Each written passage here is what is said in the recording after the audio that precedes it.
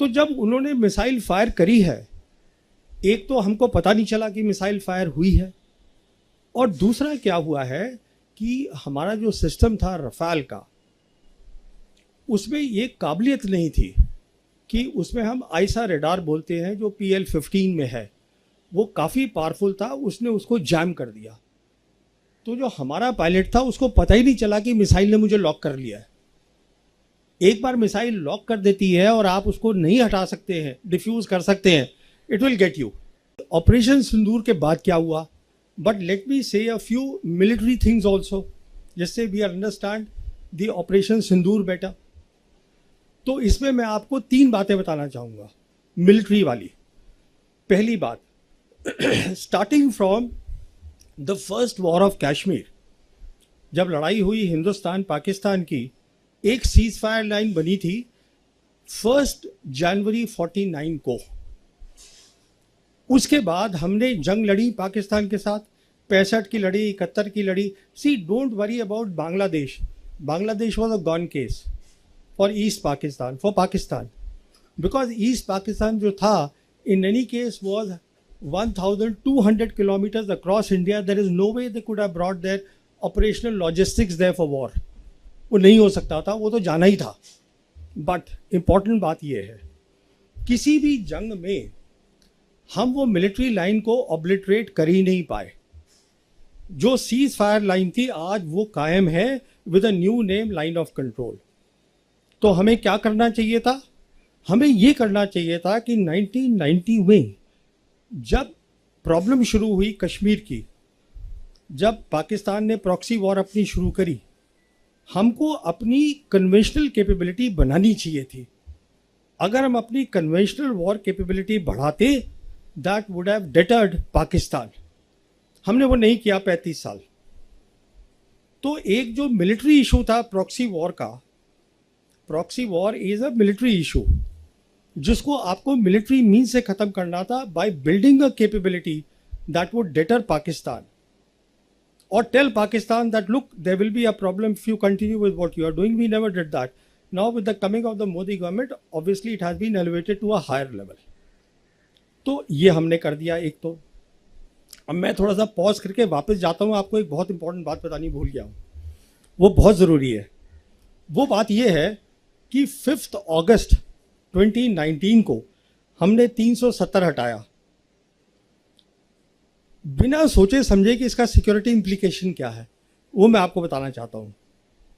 हुआ क्या कि 6 अगस्त को पार्लियामेंट में union home minister Amit Shah ने कहा कि we will be making now the state of Jammu and Kashmir into 2 union territories. उसमें पाकिस्तान ऑक्यूपाइड कश्मीर और गिलगित बल्टिस्तान हिस्सा होगा, union territory of Jammu and Kashmir, Aksai Chin हिस्सा होगा लद्दाख यूनियन टेरिटरी की, लद्दाख की। The same day, Chinese rejected that. They protested. They said, Akshay Chin is with us. It was always with us. You can't show it on your maps, new maps, as part of the Ladakh Union Territory. 11th August को 2019, Jay Shankar as the External Affairs Minister, he traveled to China to meet up with his counterpart Wang Yi to explain to him that look, we have made the maps, but it does not change our position on the ground as far as line of actual control is concerned. China rejected that suggestion.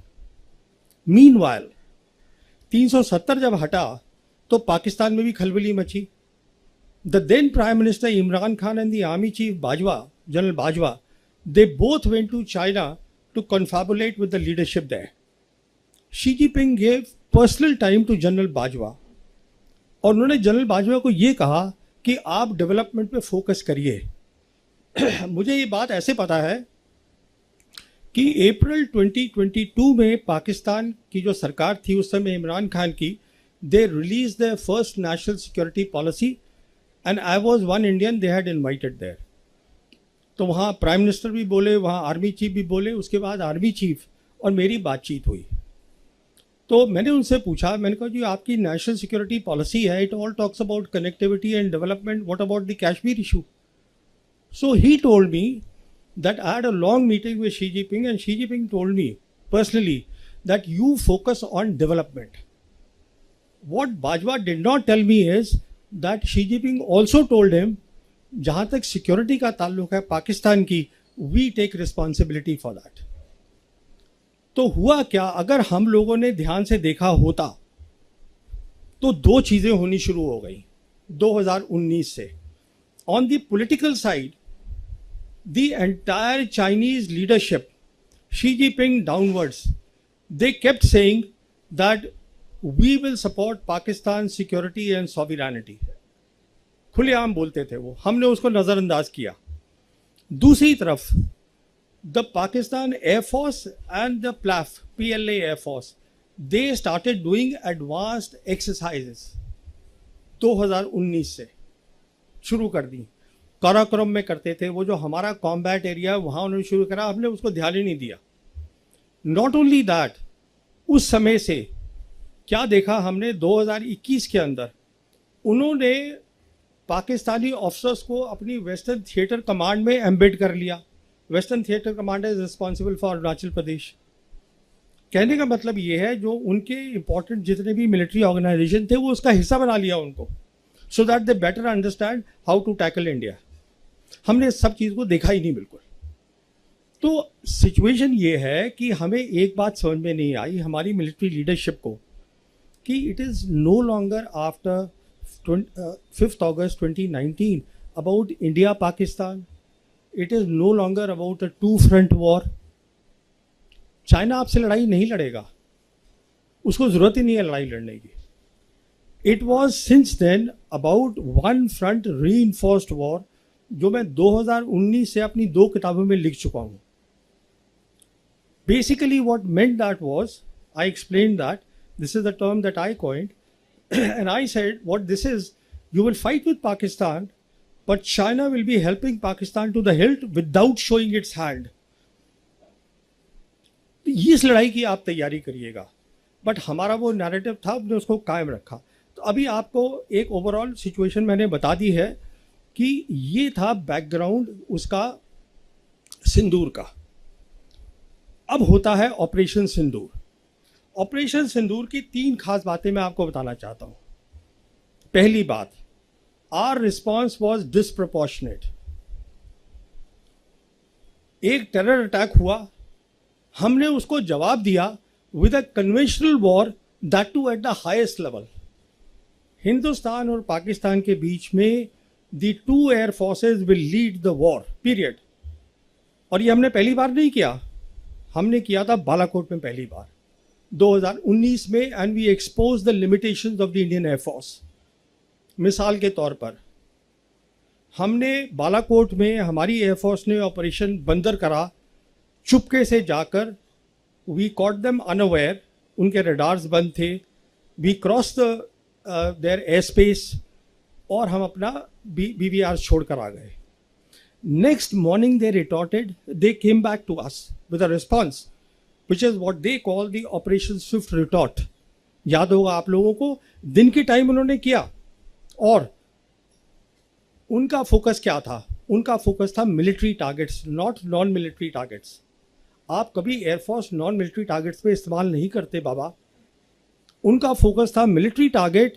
और उन्होंने क्या देखा, हमारी electronic warfare बहुत कमज़ोर थी. Simple words में electronic warfare का मतलब ये होता है कि काबिलियत की आप दूसरे का कम्युनिकेशन को जैम कर दे. तो हमारे जो ऑफिसर थे उनका कम्युनिकेशन जैम हो गया, he was taken prisoner of war. हम कुछ लेसन नहीं सीखे, बट वो सीख गए कि इलेक्ट्रॉनिक वॉरफेयर पे फोकस करो. This is the key to the modern warfare. Electronic warfare होता है what is called, I won't give a technical explanation, it is something that is called electromagnetic spectrum. बहुत ज़रूरी चीज़ है. होता क्या है कि एटमॉस्फेयर में 7 तरीके की इलेक्ट्रोमैग्नेटिक वेव्स हैं. एक मिसाल के तौर पर है विजिबल लाइट. जैसे आप लोग मुझे देख रहे हैं, मैं आपको देख रहा हूँ, this is only possible because visible light है. सिमिलरली एक एक्सट्रीम पे है उनके रेडियो वेव्स, जिससे हम कम्युनिकेशन करते हैं. एक्सरे होती है जो हमारी एक्सरे मशीन में काम आती हैं. माइक्रोवेव है जो हम माइक्रोवेव चलाते हैं. कहने का मतलब ये है ये जो चीज़ है इलेक्ट्रोमैग्नेटिक स्पेक्ट्रम, अगर आप किसी भी फौज के पास एक काबिलियत है इसमें compete करने की, तो वो लड़ाई जीत जाएगा। दूसरा अगर उसमें नहीं compete कर जाएगा, वो लड़ाई हार जाएगा। It's simple as that. This is today the crux of the modern warfare, to have a superiority in the electromagnetic spectrum, and the part of that is electronic warfare. How do you jam the communication of the enemy? This is the lesson that they learned. As a consequence of that, देखिए हमने अपनी आंखों पे पट्टी बांध दी। क्यों पट्टी बांधी वो बताता हूँ मैं। क्योंकि प्राइम मिनिस्टर मोदी ने मई 2014 में जब ये आए हैं, इन्होंने अपनी पहली कंबाइंड कमांडर कॉन्फ्रेंस करी अक्टूबर 2014 में, जिसमें इन्होंने ये कहा कंबाइंड कमांडर्स को कि जो हमारा एनिमी है वो विजिबल है, थ्रेट जो है, no, enemy is invisible, the threat is known.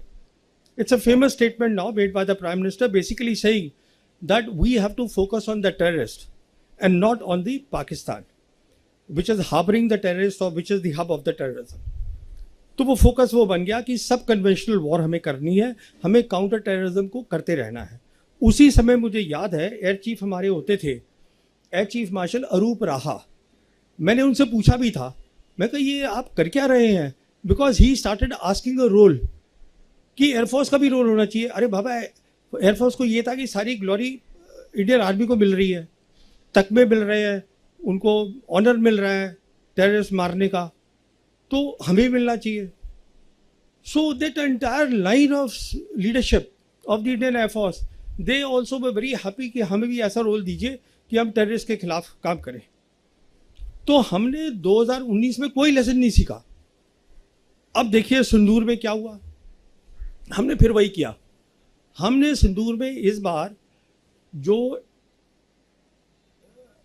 Pakistan की जो सरहद है उसको हमने ब्रीच नहीं किया, एयर स्पेस को स्टैंड ऑफ वेपन से, but we hit the terrorist target, वो हमने किया।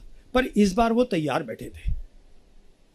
आई won't go in the technical details, all to tell you is that it is not really about the J-10 and the PL-15 missile. It is about the ecosystem that was backing that. And when I say ecosystem, what am I talking about? I am talking about the advanced exercises that the Pakistan Air Force had been doing since 2019 with the PLAF.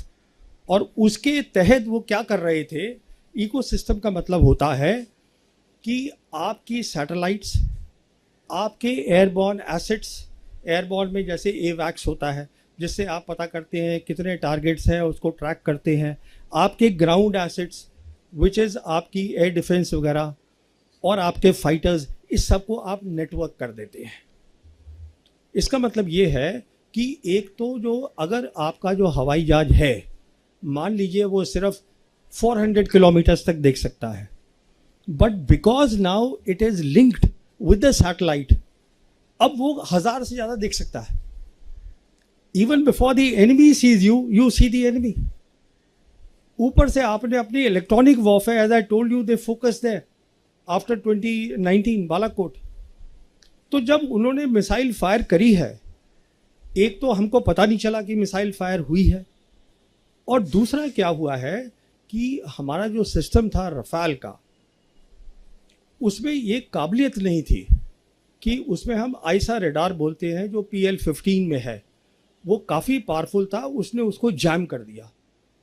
तो जो हमारा pilot था उसको पता ही नहीं चला कि missile ने मुझे लॉक कर लिया है। एक बार मिसाइल लॉक कर देती है और आप उसको नहीं हटा सकते हैं, डिफ्यूज़ कर सकते हैं, इट विल गेट यू।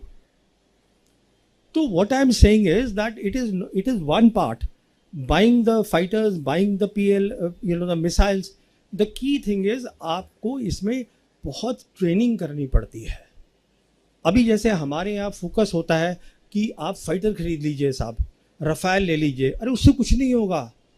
इसलिए नहीं होगा क्योंकि अब वो वक्त चला गया जब डॉग फाइट्स हुआ करती थी कि एक हवाई जहाज दूसरे से भिड़ गया। Now we are living in the age of beyond visual range missiles. 300, 350 kilometre, 200 kilometre से फायर कर रहे हैं। वो आप तभी फायर करेंगे ना अगर आपके पास एक इकोसिस्टम है, जिसको पाकिस्तान एयरफोर्स ने समझाया इंटरनेशनल मीडिया को, that is called the multi domain operations. with a special focus on electronic warfare, and this takes years and years. So by doing a disproportionate response, let me tell you a key reason जो मैं आगे आऊँगा अभी, why Pakistan's profile has gone up in the world capital. A key reason of that is, there are two key reasons.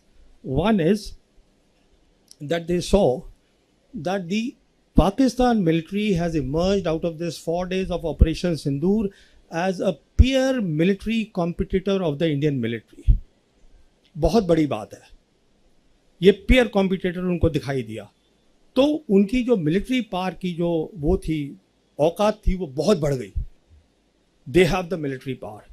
And the second thing that the world saw is that the Chinese stood by them. Chinese are the people who had the gumption to walk the talk. बहुत बड़ी बात है. तो पहली तो ये बात हुई, डिस्प्रोपोर्शनेट रिस्पॉन्स से हमने अपनी इंडियन एयरफोर्स की काबिलियत को दिखा दिया और हमारे लॉसेज हुए हैं. I don't want to go into those losses at this stage. तो कहने का मतलब ये है कि आप जो हम बोल रहे हैं, देखिए, we have to be objective about things. और ऑब्जेक्टिविटी हमें ये बताएगी कि अगर आप ज्योग्राफी देखिए पाकिस्तान की ज्योग्राफी ऐसी है जो इलोंगेटेड है, उसमें डेप्थ नहीं है. उसकी जितनी भी एयरफील्ड्स हैं वो 2050 किलोमीटर के अंदर अंदर हैं सारी की सारी मैक्सिमम. और जो हमारा S-400 है, हमारे ब्रह्मोस है, वो उसको इजीली कवर कर सकता है. Now what they have done is they have gone to China, and China is giving them a deadly combination of what is called the J-35A and the HQ-19, which is the air defense system, बहुत powerful air defense system है. It is meant for the IRBMs, intermediate range ballistic missiles, and the KJ-500, which is the airborne assets. तो ये एक बहुत बड़ा combination है जो उनको मिल रहा है. And I won't be surprise, वो पैसे वैसे नहीं लेंगे, उसको ऐसे ही दे देंगे, क्योंकि उनको फ़ायदा हो रहा है दो तरीके से. एक तो फ़ायदा हो रहा है कि विदाउट फाइटिंग उनके जो हथियार हैं they are getting operationally validated, उनकी आर्म सेल बढ़ेगी. दूसरा फ़ायदा हो रहा है, they are cutting India to size through Pakistan. बहुत फ़ायदा है. तो कहने का मतलब ये है, दोनों ने लेसन लड़े हैं, सीखे हैं, पर हमारा लेसन जो है हमें उस पर ध्यान देना है. दूसरी बात, न्यू नॉर्मल क्रिएट करा है. जैसे बताया था अभी कि ये पॉज हुआ है, सीज फायर नहीं है, कि जहाँ पर दोनों साइड बैठ के बात करती हैं और तय करती हैं कि ठीक है ये टर्म्स होंगी सीज फायर की. ऐसा कुछ नहीं है, कोई भी साइड इसको लिफ्ट कर सकती है. कहने का मतलब है, we are today living at the age of war. Please understand what I am saying, because we are up against a combination of Pakistan and China, and it's extremely lethal. As I said, it's a one front reinforced war that we are looking at. And all this talk that I keep hearing, कि अब drones चाहिए, of course you need drones, but more than drones, what you need is, in which nobody is talking about in my country, are the capabilities in the virtual domains of war. And when I say virtual domains of war, I am talking of three things. I am talking of electronic warfare, which is the electromagnetic spectrum. I am talking of cyber capabilities, and I am talking of space. They all link up. Because if you lose here, you lose the war. Simple. Communication आपका बंद, आपको दिखेगा नहीं, आप blinded. It's over. The war is over. क्या लड़ेंगे आप? तो वो आपको पहले बनाना है. फिर आपको एयरफोर्स का इकोसिस्टम बनाना है. So all these things are there, and we are living dangerously.